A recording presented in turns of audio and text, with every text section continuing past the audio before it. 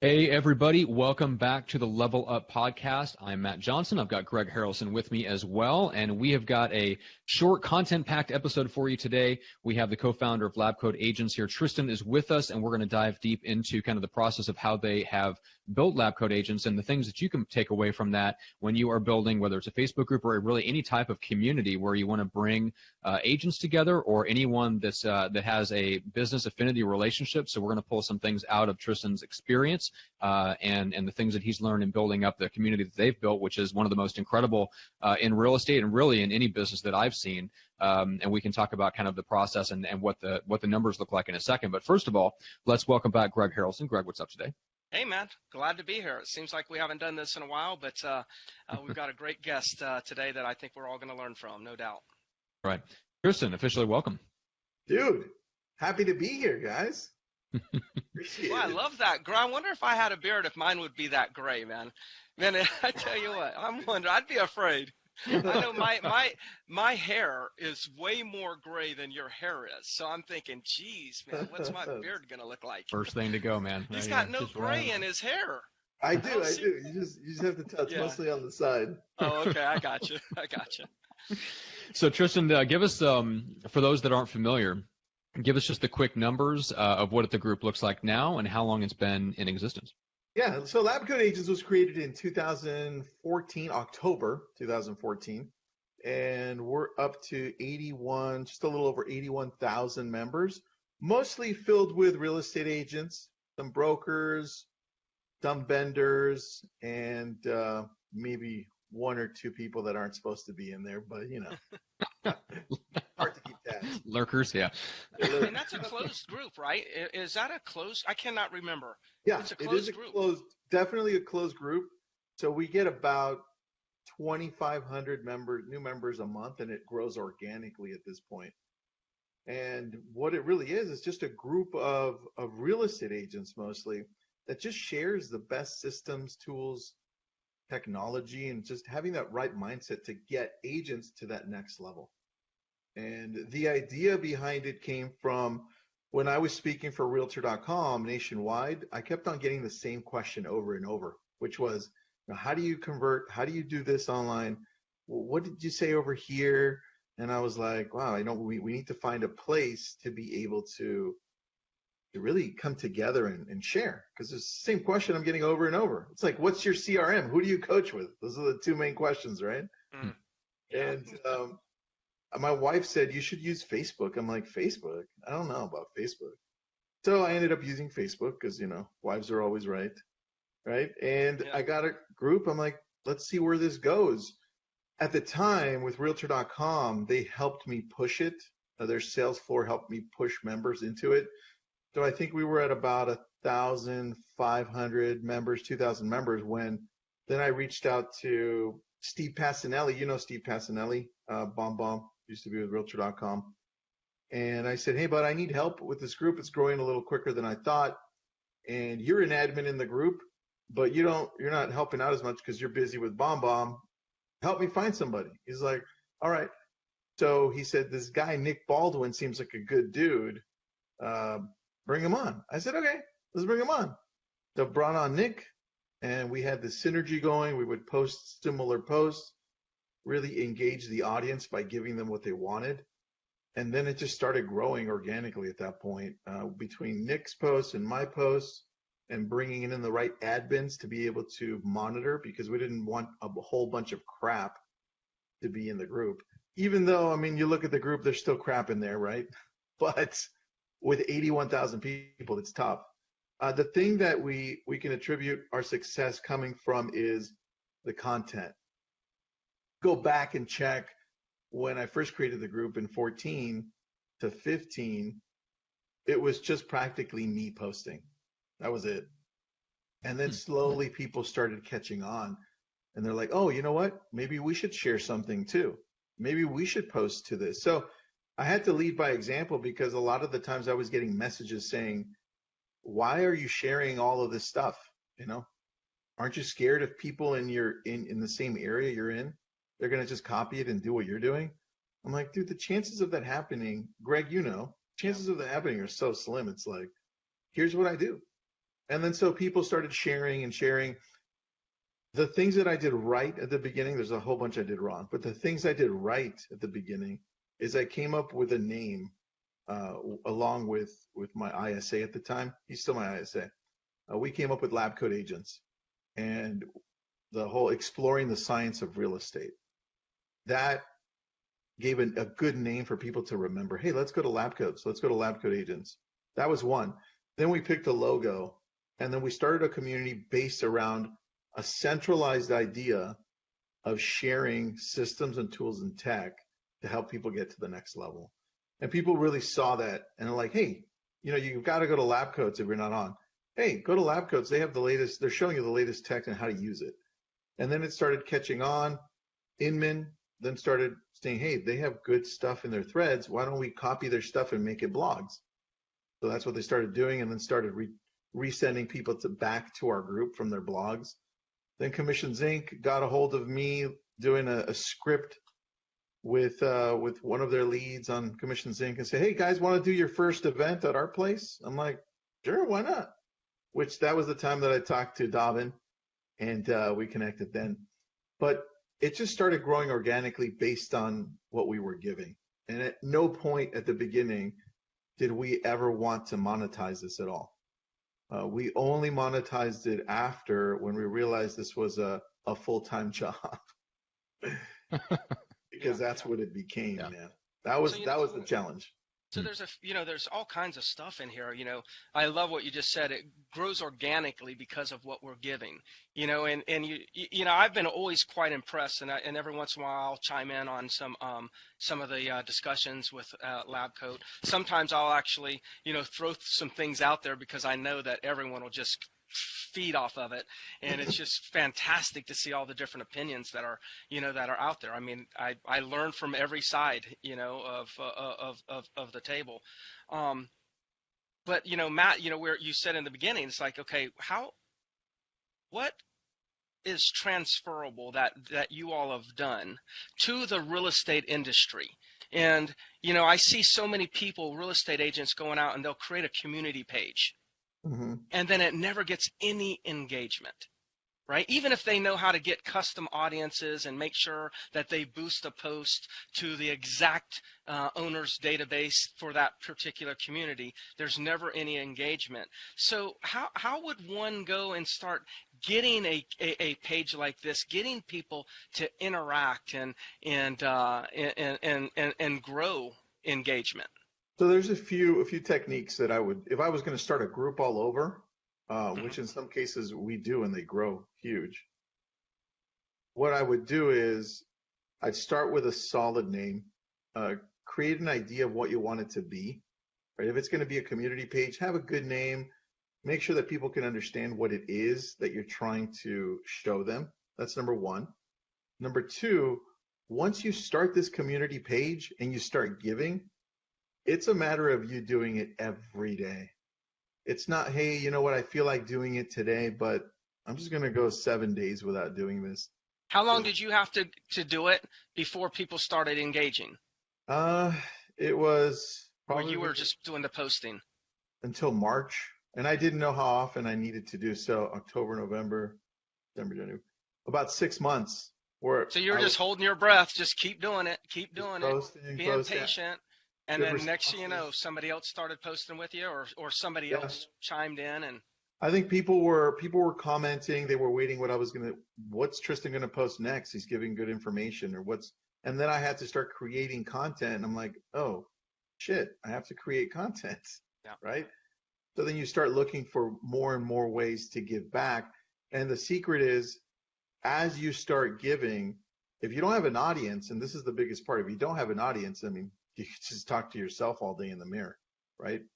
So it's about finding those people in that community that you think you can trust to bring in to grow. Because if people don't start sharing, you're going to just remain at 10 people or 20 people or 100 people. And what I start doing is I start tagging these friends of ours now, and then they start sharing, and I start calling them, texting them, messaging them, and bringing them into a whole culture. So now That's how I've been able to talk to so many people and engage with them, because LabCoats isn't just about LabCoats. LabCoats has become about Tristan and Nick, because we're so engaged with the community as a whole. We're reaching out to them, talking to them. So it transcends the group now at this point. And that, if I could go back and start a different group, I would do the exact same thing. Bring in people like you, Greg, Matt. I'd be like, hey, guys, this is our plan. I need your help. And we're just trying to grow it to this. And this is our goal. It's a group effort, man, all the way from the very beginning. Love it. So the things that I pull out of there, Greg, are content, consistency, community, and that's one thing I've heard from. So I have a friend that's built another big Facebook group in a completely different industry. That's one of the things that she mentioned, is that very, very early on, she brought in other people, what she calls ambassadors, into the group to help create content, but also to help enforce, like Tristan, you talked about, like, there are some people there that you would rather not there. There are some people whose posts, slip through, or people that just, they don't fit the culture that you're trying to create. And it seems like you fairly early on brought people in to not only contribute, but also to enforce and make sure that things stayed consistent with the vision that you were trying to create. From the very beginning, I started with a solid group. I had like 7 admins to start off. Wow. I said, hey guys, I need you guys to bring in. We just had a plan, and it just worked out, bud. So those were some things that we did right. Some things that we did wrong. We opened up a whole bunch of other groups and kind of started not focusing on the main group, which was an issue early on. As we started growing and we were bigger, then the smaller groups then became bigger, which is fine. But initially, really not focusing on that one group first was a mistake. Interesting. Yeah, makes sense. So, Okay. another thing is I noticed that you seem to follow, that give type of mentality, because very, very rarely am I seeing any kind of ask on the in any of the threads. I mean, somebody, usually it's a member making a suggestion. This is my favorite CRM, but you don't see many people, asking, hey, sign up for this CRM and get a free, whatever. So I would think that's another thing to take note of for those that want to go out there and build pages and they want engagement from the consumer. Make sure that they're committed to giving. Tristan said it a few times. He's used the term give a few times. So somewhere I can see the essence of this whole company, has some sort of contribution, undertones of contribution in it. I can see that. And I think that's another thing that attracts the success that y'all have had. I think, man, that's a huge thing to bring up, because at the beginning, like I said, it wasn't ever to monetize us. And the only reason we did it after is because it literally takes up over 40 hours a week, and we're still running teams, right? Yeah. So now at this point, it's like, if I want to continue this and grow it into the media company that it's become and bigger, we need to make some money off of it to be able to hire the people we need to hire to put in place. So that's been a little bit of a challenge for us, because we're so, Matt Ferry, right? Yeah, I know. So one of the things I learned from Matt was, Tristan, if you never ask, you're never going to get, right?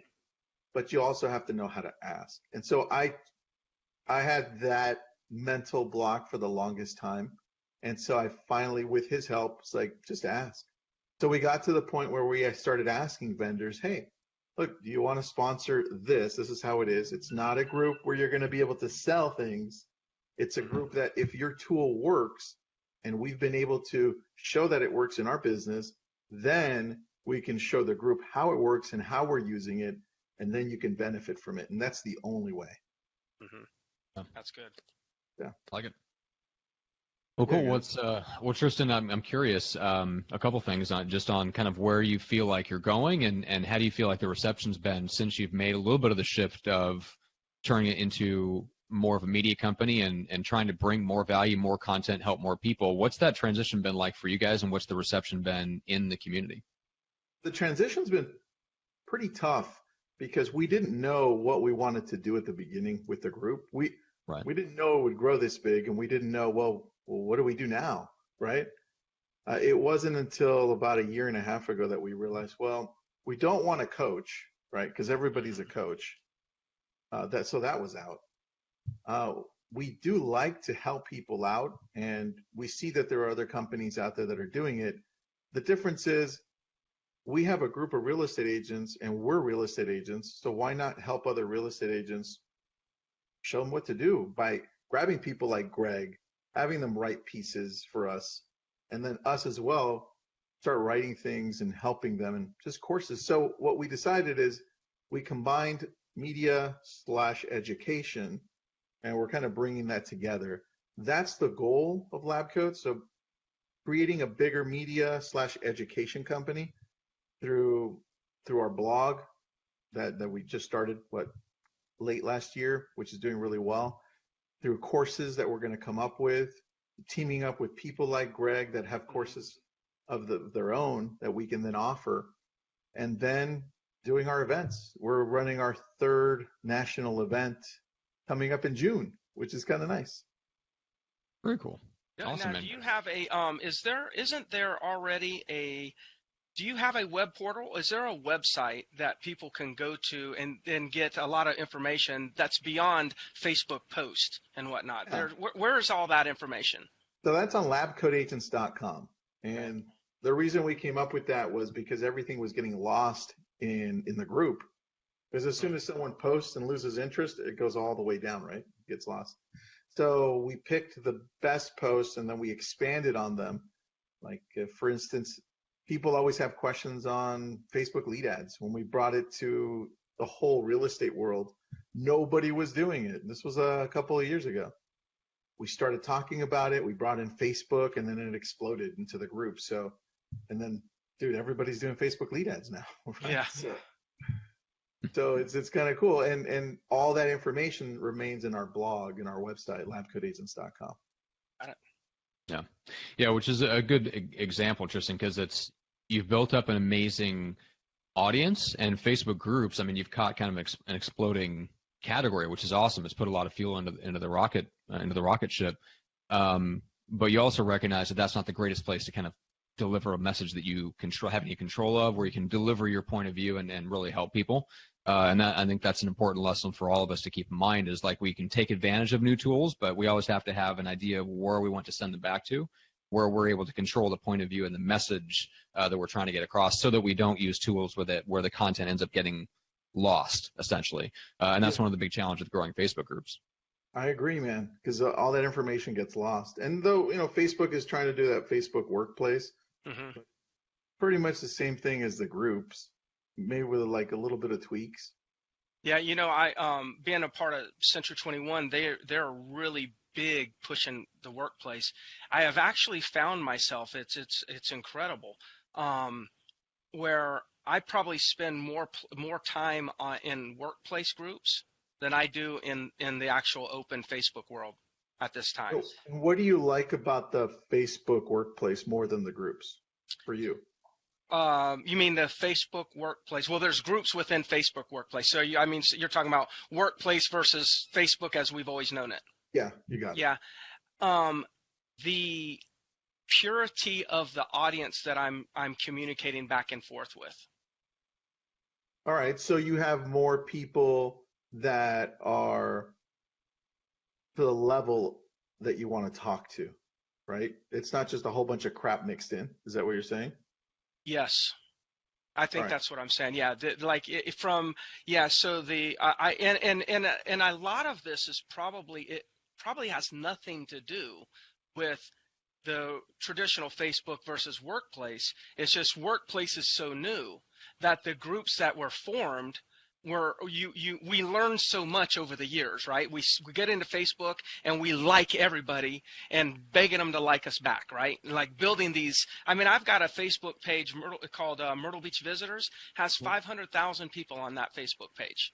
I've had that thing for years, but it was first started years ago by I like you and you like me and this and that. And then it kind of grew organically, whatnot. Nowadays that never happens. You wouldn't do that. Yeah. So groups that were old, those old groups are full of people that really not necessarily have anything in common. So I would say that what happened with me getting involved in Workplace is we've kind of matured as Facebook users or social media users, and now we're not concentrating on being a member of every group or being a part of every group. We're being a little bit more selective. So I think if anything right now, to be fair to Facebook and both of their products, is I don't know that one's better than the other. I think that Workplace is new, so therefore the groups that I'm involved in are very, very authentic to a certain topic, subject, message, type of production or whatever that may be. Does that make sense? It makes total sense, man, because you're in the Century 21 one, Mm-hmm. and the Century 21 one, you've got topics. And you can Yes. go to whatever topic or group that you want, and they're only talking about that. So, like recruiting. yeah, Okay. So, I love that. Or, recruiting or team building. You're going to groups that within, say, Century 21, we have, I don't know, hundreds of groups you could be a part of. But, I can choose I only want to be in this recruiting conversation or this team building conversation versus having to sift through all of this to find a few posts about team building, and then everyone else is talking about, and there's other people talking about these 20 other subjects. Yeah, see, that's been the challenge for us in the big group because everybody's talking about everything, right? Mm-hmm. And so we think, well, why not create a team group, which, we're actually thinking about it. Why not create this group over here? Why not create this?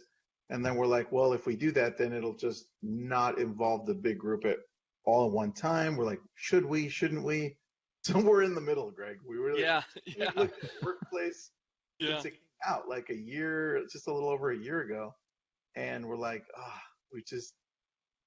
we're probably going to stick with the group. Between you and your relationships at Facebook, I think you guys probably have some good dialogue to, come up with something in the end that's going to work out.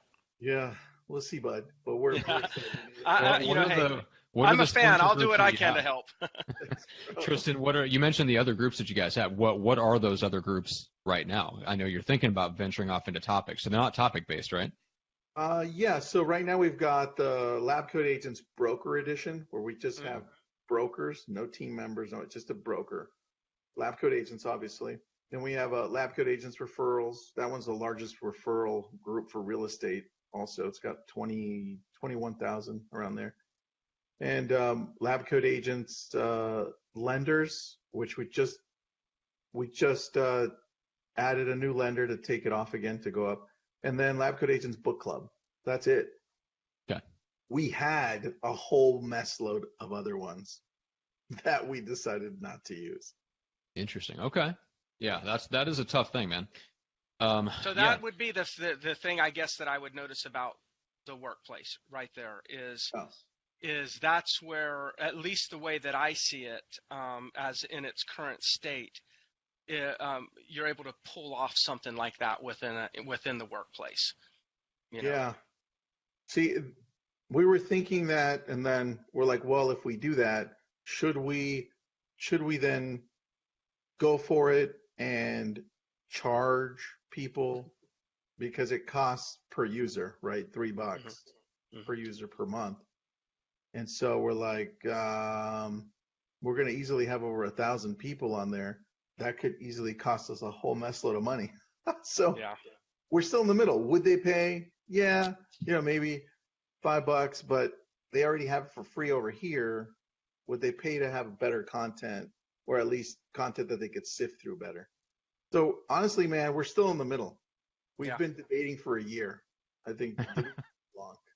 One thing, Matt, before we end, is I want the audience I hope the audience is hearing what I'm hearing, and that is Tristan started the conversation talking about about just giving. That was kind of the original thought here, not to monetize. And one of the reasons why he's still in the middle is because he wants to keep true to making sure that this is still a giving project and not a taking project. That's why he's sitting here saying, will they pay? Will they not pay? But they can get it. All of that right there in my mind, whether Tristan would have said this or not, whether he's thinking about it or not, probably not. I think this is subconscious. All of that going on that I see, Tristan, with you is you wanting to stay true and authentic to the original mission. And I think that right there is what makes LabCoat Agents Facebook so popular. And I think that that's the exact type of thing that'll make any community page popular if you stay that committed to serving the consumer.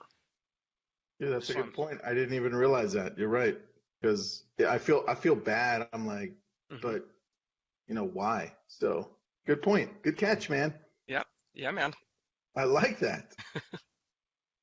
Well, two things, Tristan, before we close out. So what's number one, where is the easiest way if anyone has been hiding under a rock and isn't already a member who's watching or listening to this, if they haven't already joined, where do they join? And then what's the best way to connect up with you guys kind of outside of the group to start paying attention to the blog posts and the content that you guys are delivering outside of the group?